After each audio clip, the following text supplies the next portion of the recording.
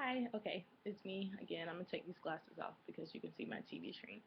Okay, so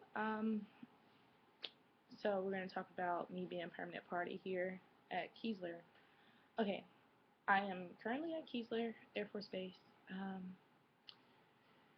and after I left Fort Sam, no, sorry, after I left Lackland, which is where I did my phase two, I went home for RAP duty, and it's called recruiter assistance. And how that works is you'll go home, you'll work with your recruiter, and your recruiter is basically, well, in my case, my recruiter ended up getting switched over to MEP, so I didn't get a chance to talk to a lot of the deppers or the people that's getting ready to go, which sucked. I was basically shredding papers, and we were going to just put it like that. So, yeah, and it's basically you get like, I think it's 12 days of free leave as long as you're working with your recruiter, and however you and your recruiter work that out, you know. So I went back home in South Carolina, and I worked with my recruiter. And I talked to a few people. You know, there were some people getting ready to ship out, and they were just like, "Oh, tell me, what's the hardest part?" And I love helping people. That's why I'm on YouTube. I'm not doing YouTube to try to be famous. I don't need to do all that. I'm just doing it to help people because, like I said, when I was coming in, I was like, I need help. And I went on YouTube and I found people. I mean, some of the advice I listened to, some of the advice I didn't, because everybody does things differently, or they relate to things differently. So if I say I didn't like basic because I didn't like sharing with rooms with 40 girls, then that's just my opinion. Some people might like that. I don't know. Or if I say I didn't want to be an element leader or dorm chief because it wasn't for me, don't take what I'm saying, but use it for you. Like, don't just say, well, I don't want to do it because this girl on YouTube said it. If you heard differently and you feel like it's for you, do it. If you feel like you can take your flight all the way and do it, like, more power to you. Like, honestly, like, not everybody can do that. Like, not everybody has the patience, and I felt like I was one of those people that didn't. The rope thing, like I said in my last video, I was a red rope. That took a lot of patience, and sometimes you have to step out of your element to do it because you're working with people that's your age, if not older, if not younger. And it's hard dealing with your peers and trying to tell them what to do, and they're looking at you like, and I'm like, dang, I'm going through 4N program, I'm getting paid just as much as you, and y'all disrespect me.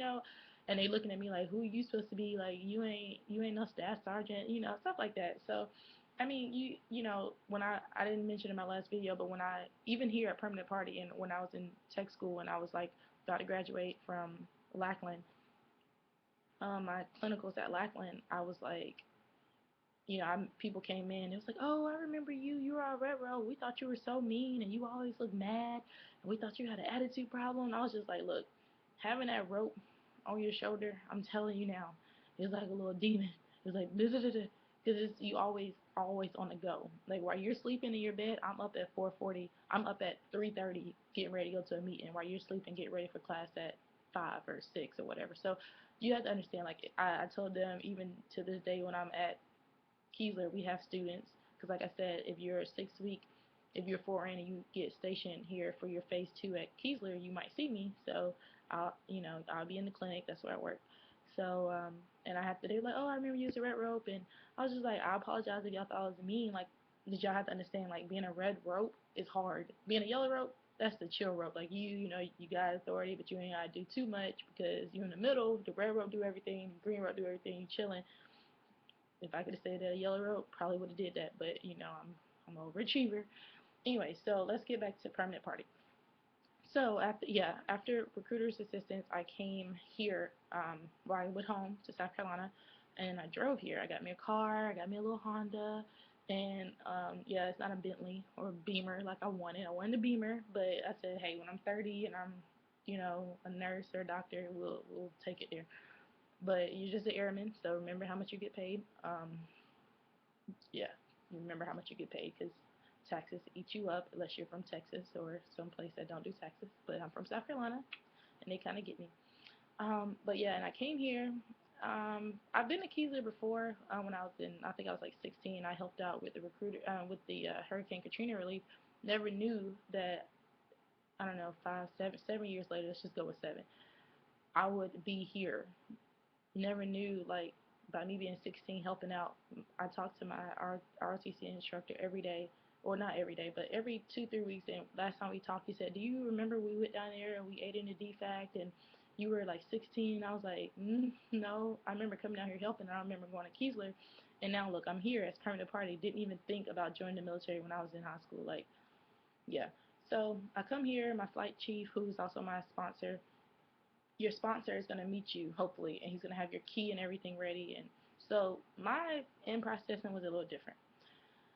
Mine was a little off. So they put me in a temporary room, and I was like, okay, I'm thinking, the rooms here aren't bad, but you have to remember Hurricane Katrina kind of wiped this place out. So there's a lot of refurnishing, a lot of remodeling, a lot of building going on still. And Hurricane Katrina was like 9 years ago, so but it's still a lot of open field, a lot of construction going on here. So I'm thinking that, I looked online before I came, and I was like, oh, they got new dorms. I'm gonna get my own bathroom. No, they put me in a temporary room. I cleaned it up all nice, and then the next day they moved me downstairs to a smaller room. And I'm thinking, okay, temporary. I'm gonna be here for 3 months, and then go move to the dorms with my own bathroom. No, they next day I already unpacked all my stuff. I had to move downstairs, so that sucked. That was a little yeah, that was I was a little mad, but luckily I have such a great sponsor that he helped me. Like the first day I moved in, his whole family came and they helped me. Even the little kids was helping me move stuff. Then the next day he helped me move all my stuff again, and we were in blues, so it was hot. It's hot in Mississippi, and we were in blues. We were sweating. He was mad. I was mad. But at the end of the day, you gotta do what you gotta do. Like it's the military. They tell you to move, you gotta move, even if it's the day after you just moved in. Okay, so that was thing one that went wrong with my in processing. Thing two, Fort Sam did not put my PT scores into my little folder that they're going to give you a little folder saying, here, give this stuff to your first base. Okay. Well, my PT scores wasn't there. When I was in basic, I scored a 94 on my PT test, so I had a year. So I was supposed to take my PT test in November, because if you get over 90, you have a year. If you get under 90, you have 6 months. You have to take it twice a year. I had over 90, but no, there was no proof. Yes, I have a certificate saying that I scored excellence in PT, but there was no PT score. In the system, they said that I never ran a PT test and I was 13 years old. Rule number one for you guys: if you're in the military, keep your documentation. Period. If you have even if they say, "Oh, we need this," I'm like, "Excuse me, sir. Excuse me, sergeant. Can I make a copy of that?" If you feel like you're gonna get yelled at, I'm warning you. Who cares if you get yelled at? If you're in tech school and listen to me, get a copy of everything, because I got my PT test cut short by at least July, August, September, October, November, by 4 months. I had to take my PT test in July. So right when I get here, I'm like, it's June, July, August, July. I got here in June. I had to take my PT test the next day. You would think, oh, well, she's in shape. When you're in tech school, your PT is not as strict as your PT in basic. I'm telling you, I've seen people gain so much weight. I gained probably like 5 pounds since basic. But what I did was, so that was also stressful. So I'm moving and I'm like, dang, I got a PT test at the end of July. Like I got like 5 weeks to. So every day I got for work, I'm hitting the gym hard, like hitting the gym, working out, running. So that was strike two with me. So I was like, dang. But let's just good story to that. Good ending to that was I made a 98.1 out of 100 on my PT test, and I actually scored higher than in basic. I don't know how that happened because like after you get out of basic, like you're at your best, but I guess I'm at my best now. I don't really know what's going on. I ran in basic. I ran a 12:24 here officially on my PT test. I ran at 11:40, but the Sunday before my test, I ran at 11:18. So I don't know what happened, but at the end of the day, I still passed. So next test will be in July. Okay, strike three with me. Okay, so when I come here, you have to go through FTAC. FTAC is a week long of briefings and orientation, and it sucks. You will know what FTAC is once you get there. Trust me. So he's teaching us how to go through our records. So I'm like, okay, I'm gonna go through my records, and I see that I'm an E2 in the system, and I was like, whoa, like I came in as an E3 in September. So the next day, my flat chief calls me up and say, "Hey, you need to come talk to me." you have Article 15, and well, I go talk to him, and he said, well, why do you have Article 15? I said, sir, I was a red robe. There's no way I have Article 15 and I'm a red robe. Well, I was a red robe. They wouldn't even let you graduate with a red robe if you had an Article 15. For all those people that don't know what Article 15 is, it's probably the worst thing you can get. Um, Article 15 is bad. I'm just gonna put it like that. DUI can get you Article 15, drugs can get you kicked out. In Article 15, it's just really bad. LOC is a letter of counseling, that's bad. But Article 15, multiple LOCs can get you Article 15. Um, so I was like, Article 15 for what? I didn't do anything. I was like, So eventually we got my record situated, but it just sucks that someone at Fort Sam, because when I was at Fort Sam, they was giving Article 15s left and right for people breaking curfew, and like I said, I was a red rope, but obviously somebody had the same last name or same social or something as me, and I got mixed up in that. So it didn't affect my paycheck, but it did kind of affect my record because it could have messed up my promotion date if I didn't catch it, or my paycheck if I didn't catch it soon enough because I was never E2. I came in as an E3, and I don't understand. I'm getting in trouble for things I didn't do. So a week later, that was situated, and I've only been here, you guys, for about 2 months, 2 going on 3 months, and this is all happened in like right when I got here. So if you can only imagine the stress. But overall, I mean, I love where I work. I work in the pediatric clinics. I love where I work. Um, it's awesome. I love the kids. Um, I have some friends that work in labor and delivery and ER and ICU, and like as a 4N, you get to work wherever you want to work. So, um, well, you don't get to work wherever you want to work. You work where they tell you to work when you get here. Like my sponsor said, you're working here. So okay, cool. Um, so you don't really get a choice unless you get a good person. But I know, I mean, my sponsor is awesome. I talk to him every day. But they put you where they need you. So even if you want ER, if they need you in family health clinic, you're working there. It just is the way the cookie crumbles with that. The dorm, it's not that bad. It's not that bad. The only thing I don't like about the dorms is I'm 23. I'm not married, don't have any kids. If I was married or if I had kids, I would be out of the dorms. But you guys listen to me. Don't get married just to get out of the dorms. And don't have kids just to get out of the dorms. Don't let something temporary as your dorm be, don't have a permanent solution to a temporary situation, if you get what I mean. Like you see in tech school, everybody gets married. Oh yeah, you get extra money. Oh yeah, you get to be with your boyfriend that you only known for 2 weeks for the rest of your life. Oh yeah, you know, you're 18 and you got a 3 bedroom house on base. That's cool, but you gotta if you're, I don't know, that's just me personally. This is marriage is the big deal, and just to get out of the dorms, you go get married. If that's what you want to do, that's for you. I mean, I can understand if you've been dating someone for a while and, but I'm 23 years old living in a dorm. My friend across the hall is 27. She's living in a dorm. I mean, there's nothing wrong with the dorms. Yes, before I came in, I had my own apartment. But, I mean, it is what it is. The only thing I don't like about dorms is you can hear certain things. Like, I have a suite mate that might talk loud and I can hear it through my room, or, my room, I don't have a big closet. Excuse me, I'm burping. Um, all my stuff is mostly in bins still, but it's okay. And I think I'm gonna have to be here for 2 years, but it's okay. Everything happens for a reason. Another question I've been getting since I've been here is, I told people I have a degree from the lovely University of South Carolina, and they're like, well, why don't you have your collar devices and this and that? And I'm gonna tell you right now, if you're coming in the military with a degree, enlisted, trust me, you're gonna get this.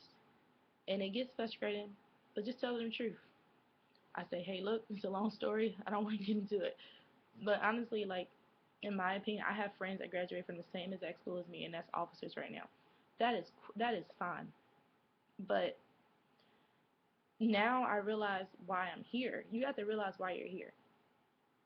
As an enlisted person, once I do commission, which I do plan on commissioning in about 2 years, like I can commission in September, which will be a year of being in, but I don't want to take that chance of just getting thrown at any job. I want to be a nurse now, if not a doctor, and I'm already in the medical field. And the Air Force have so many programs, you guys, where you can just they'll pay for you to go to school for 2 years. At when you become an E4, you know you have to have a minimum time in service or whatever. They'll pay for you to go to nursing school, and then after you graduate nursing school and become a registered nurse, they'll commission you. You know, and you'll start off as an O1, but if you have 4 years enlisted, you still get that E under your name, which is more money.